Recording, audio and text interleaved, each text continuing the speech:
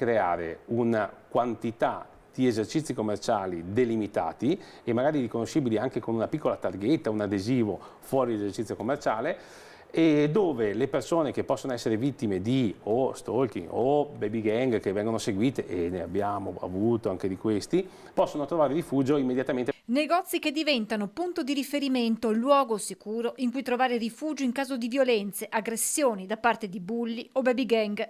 L'idea dell'associazione Furti in Corso ha trovato sin da subito l'appoggio di Veneto Imprese Unite e dell'assessorato regionale alle politiche sociali. So già che se io entro lì intanto mi proteggo e la persona sicuramente è preparata a darmi una mano, perché lo step successivo qual è? Quello di far sì che all'interno dell'esercizio commerciale ci sia una persona che sia informata su come muoversi e anche qui dare proprio l'elenco al 112 di questi esercizi che non possono avere una priorità, perché per legge una priorità non esiste, però un'attenzione in più, se mi arriva quel numero lì vuol dire che forse c'è qualcosa da attenzionare. Ma l'impegno di Demma non si ferma qui. Sul fronte Furti in queste ore ha inviato una comunicazione ufficiale a prefetto, Ministero della Giustizia, Regione, con una proposta di modifica del codice penale e di procedura penale. L'articolo preso in esame è il 624 bis, che si occupa proprio di furti in abitazione, ritenuto da Demma troppo debole, da qui la richiesta di revisione. Andiamo a aumentare la pena da 6 a 12 anni, quindi anche con le attenuanti non riusciamo a liberarci, diciamo, della galera.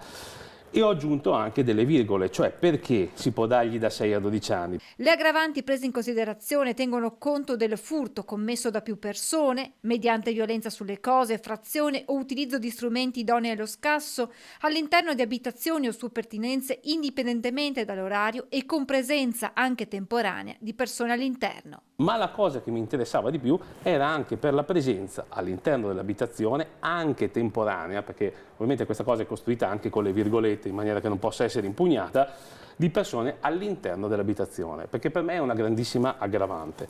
Poi non mi sono fermato lì, ho aggiunto l'aggravante ancora con la presenza di minori.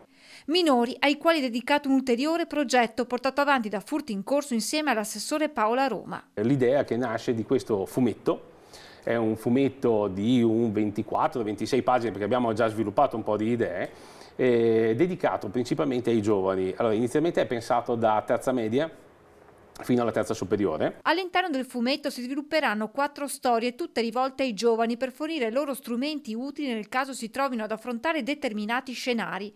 Nel primo caso, se dovessero ritrovarsi a tu per tu con un ladro entrato in casa mentre sono soli. La seconda, se dovessero essere vittime di bullismo. Una terza dedicata al problema delle baby gang e la quarta che guarda anche gli anziani e alle truffe di cui spesso cadono vittime. Fumetto che inizialmente sarà distribuito come progetto pilota nelle scuole della Marca e del Padovano, per poi in futuro estendersi a tutte le altre province venete, successivamente coinvolgendo gli esercizi commerciali con uno sviluppo poi in formato digitale.